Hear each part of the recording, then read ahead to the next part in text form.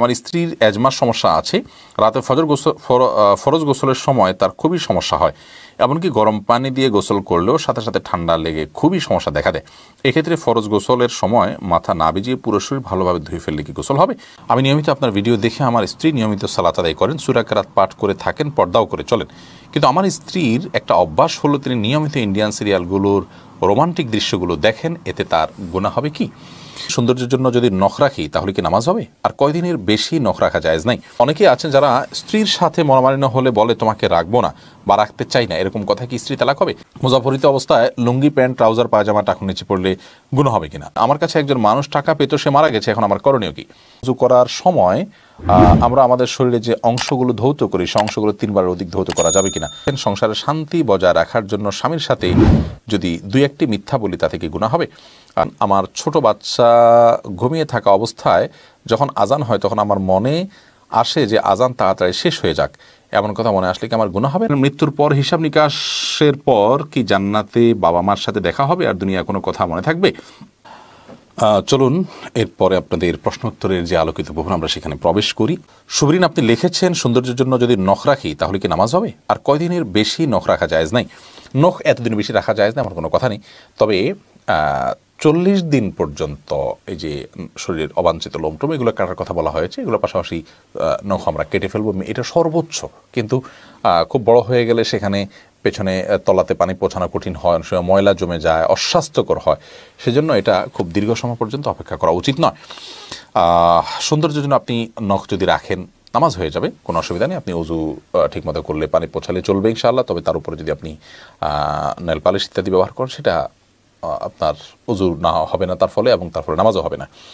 আর যদি এমন হয় যে একেবারে বড় বড় নখ রাখেন, যেগুলো সাধারণত অমুসলিম এবং পাপিষ্ঠা নারীরা রাখেন বা পুরুষরা রাখেন, তাদের সাথে সাদৃশ্য যদি রাখেন, তাদের স্টাইল যদি ধারণ করেন, তাহলে সেটা ভিন্ন কারণে নিষিদ্ধ হবে। মৌলিকভাবে নখ বড় হলে যে নামাজ হবে না ব্যাপারটি কিন্তু সেরকম নয়। এমনি ইসহাক, আপনি লিখেছেন অনেকেই আছেন যারা স্ত্রীর সাথে মনোমালিন্য হলে বলে তোমাকে রাখবো না বা রাখতে চাই না, এরকম কথা কি স্ত্রী তালাক হবে? রাখতে চাই না কিংবা রাখবো না এই শব্দ বললে তালাক হবে না। তোমাকে আমি ছেড়ে দিলাম বা তুমি চলে যাও, এই জাতীয় যদি বলা হয় তাহলে সেক্ষেত্রে সেটি তালাক হওয়ার মতো শব্দ। হাবিবুর রহমান, আপনি লিখেছেন মুজাফরিত অবস্থায় লুঙ্গি, প্যান্ট, ট্রাউজার, পায়জামা টাকুন নিচে পড়লে গুনাহ হবে কিনা? গুনাহ হবে। আপনার মোজা পরা থাকা অবস্থাতেও যদি টাকুন নিচে পোশাক পরে সেটাও গুনাহের কারণ হবে। মোজা থাকলে যে হবে না, খালি পা থাকলে তখন শুধু গুনাহ হবে, লুঙ্গি এবং প্যান্ট ইত্যাদি নিচে পড়লে ব্যাপারটা সেরকম না। টাকুন নিচে পোশাক পরা এটা হারাম। যে পোশাকটা টাকুন নিচেরই পোশাক সেটার কথা তো ভিন্ন কথা। আশরাফুল আলম আয়ান, আপনি লিখেছেন ইউটিউব চ্যানেলে আমাদের, আমি নিয়মিত আপনার ভিডিও দেখে আমার স্ত্রী নিয়মিত সালাত আদায় করেন, সূরা কেরাত পাঠ করে থাকেন, পর্দাও করে চলেন, কিন্তু আমার স্ত্রীর একটা অভ্যাস হলো তিনি নিয়মিত ইন্ডিয়ান সিরিয়ালগুলোর রোমান্টিক দৃশ্যগুলো দেখেন, এতে তার গুনাহ হবে কি?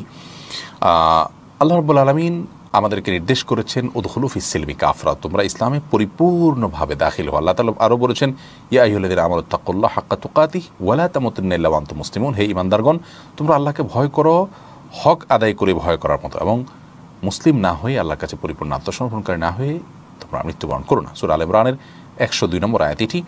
এই আয়াত দ্বারা বোঝা গেল যে আমাদের বোন তিনি সালাত আদায় করছেন, নিয়মিত ইসলামিক কন্টেন্টগুলো দেখেন, ভালো কাজ করার চেষ্টা করেন, তিনি আলহামদুলিল্লাহ ইসলামে আছেন, ইসলাম মানার চেষ্টা করছেন, কিন্তু আল্লাহ তাআলা নির্দেশ করছেন আল্লাহকে পুরোপুরি ভয় করার জন্য, ইসলামে পরিপূর্ণ দাখিল হওয়ার জন্য। বিধায় সেটি আমাদের করা উচিত। নবী করিম সাল্লাল্লাহু আলাইহি ওয়াসাল্লাম বলেছেন ইত্তাকিল মাহারিমা তাকুনু আবাদান নাস, তুমি হারাম কাজ থেকে বেঁচে থাকো, তুমি সবচেয়ে বড় ইবাদত গুজার হবে। ইতিবাচক ভালো কাজ যেমন জিকির, আজকার, তাসবিহ, তেলাওয়াত আমরা করছি, এগুলোর পাশাপাশি যখন আমরা হারাম কাজ থেকে বেঁচে থাকবো তখনই আমরা প্রকৃত অর্থে এবং সবচেয়ে বড় আবেদ হতে পারবো আল্লাহ রাব্বুল আলামিনের কাছে। আমাদের সে বোনকে আমরা এই লাইভের মাধ্যমে আবেদন জানাচ্ছি যে সিরিয়া মানে যে সমস্ত ফিল্মের আপনার ক্লিপগুলো দেখে থাকেন, রোমান্টিক কোনো দৃশ্য দেখে থাকেন, সেগুলো দেখা আমাদের জন্য হারাম, এবং সেগুলোতে মিউজিক্যাল ইনস্ট্রুমেন্টের ব্যবহার ছাড়াও আপনার এমন দৃশ্যগুলো থাকে যেগুলো পুরুষ নারী কারোর জন্য দেখা যায় থাকে না, যার কারণে আপনার এগুলো দেখা থেকে আমাদের বিরত থাকা উচিত। আমরা অনেকে এগুলোকে হারাম মনে করি না, অপরাধ মনে করি না। আল্লাহ তাআলা তৌফিক দান করুন আমাদেরকে বেঁচে থাকার সকল হারাম থেকে এবং সকল গুনাহের কাছ থেকে। ওবায়দুল হক, আপনি লিখেছেন আমার কাছে একজন মানুষ টাকা পেত, সে মারা গেছে, এখন আমার করণীয় কি? আপনি তার পরিবারের কাছে, তার বংশধরদের কাছে টাকা পৌঁছে দিবেন, তাদেরকে যদি পাওয়া না যায় তাহলে তার তরফ থেকে গরিব দুঃখীকে দান করে দিবেন, সওয়াব যেন তিনি পান সে আশায়। এমনি তামিম, আপনি লিখেছেন ওযু করার সময় আমরা আমাদের শরীরে যে অংশগুলো ধৌত করি সেই অংশগুলো 3 বারের অধিক ধৌত করা যাবে কিনা? না, 3 বারের অধিক ধৌত করাটা হলো পানির অপচয় করা এবং সময়ের অপচয় করা। শয়তানের সময় আমাদের মধ্যে ওয়াসওয়াসা ঢুকায় দেয়, সূচিবায়ু তৈরি করে, যার কারণে আমরা অনেকে মনে করি শুকনা থাকলো কিনা। ভালো করে ডোলে 3 বার ধুলে এরপর আর শুকনা থাকবে না, এটা নিয়ে আর আমাদের দুশ্চিন্তা করার কোনো প্রয়োজন নাই এবং অতিরিক্ত পানি অপচয় করা উচিত নয়। হাসান মাহাদি আপনি লিখেছেন, আমার স্ত্রী বলেছেন সব রোগ আমার মেয়েকে দিয়ে আল্লাহ ভুলে গেছে। এই কথাতে ইমানের অবস্থা কী হবে? আল্লাহ মাফ করুক, এটা ইমান চলে যাবে, ইমান চলে যাবে। এটা আল্লাহর প্রতি অভিযোগ করা, আল্লাহর বিরুদ্ধে বিদ্রোহ করার শামিল এবং আল্লাহর সম্পর্কে এমন উক্তি করার শামিল যেটা কুফরি।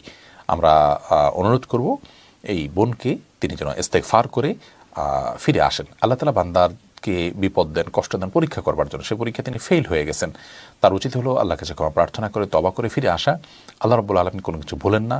কাউকে আল্লাহ বিপদ দিয়ে তার কল্যাণ এর ফয়সালা যদি করেন তাহলে সেই বিপদটা আপাত দৃষ্টিতে বিপদ হলো সেটা তার জন্য কল্যাণকর, আর বান্দা আল্লাহ তাআলার প্রতি সে বিশ্বাস থাকতে হবে। বিধায় এই জায়গা থেকে আমাদেরকে ফিরে আসতে হবে যদি এরকম কথা কেউ বলে থাকে। সাবিহা সীমা আপনি লিখেছেন, সংসারে শান্তি বজায় রাখার জন্য স্বামীর সাথে যদি 2-1টি মিথ্যা বলি তাতে কি গুনাহ হবে?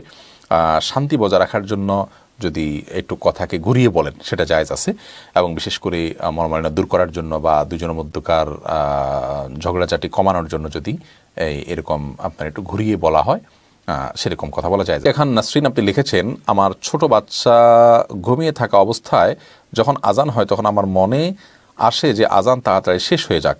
এমন কথা মনে আসলে কি আমার গুনাহ হবে? না, এরকম কোনো গুনাহ হবে না, কারণ এটাতে আপনি আপনার শিশুর ঘুমের দিকে তাকিয়ে চাচ্ছেন যে আজানটা অল্প সময় যেন শেষ হয়ে যায়। আপনি আজানের প্রতি কোনো বিদ্বেষ থেকে তো আর বলছেন না, ইন্নামাল আমালু বিন্নিয়াত, বিধায় এর কারণে আপনার ঈমান চলে যাবে বা গুনাহ হবে এরকম না বিষয়টা।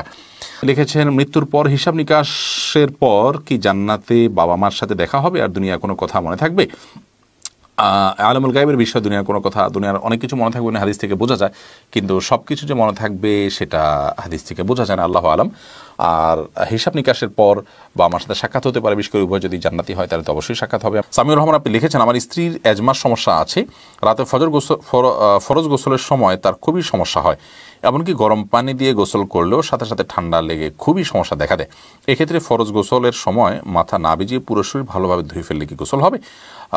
দেখুন, ফরজ গোসলে মাথা থেকে পা পর্যন্ত পুরো শরীর ধৌত করতে হয়, মাথাও ধৌত করতে হয়, চুলেও পানি পৌঁছাতে হয়, এটা ফরজ।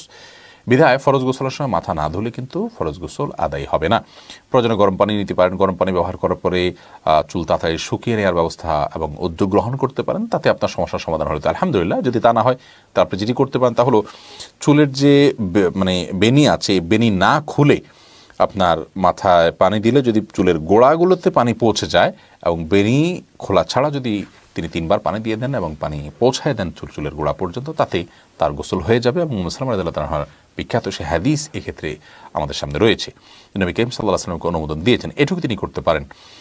আর যদি এটুকু করলেও তার না হয় তাহলে সেক্ষেত্রে ফরজ গোসল যেন রাতে না হয় সেদিকটা খেয়াল করবে, যেহেতু রাতের অসুবিধা হয়, কিন্তু করে ফেলবো এটা উচিত নয়। একেবারে নিরুপায় হয়ে গেছেন, ফরজ হয়ে গেছে, এখন গরম পানি করার কোনো ব্যবস্থা নাই, ঠান্ডা পানি দিয়ে করলে চরম বিপদ হতে পারে, তাহলে সেক্ষেত্রে এমন করতে পারেন। এটা নিরুপায় হলে তখন তার জন্য শুধুমাত্র প্রযোজ্য।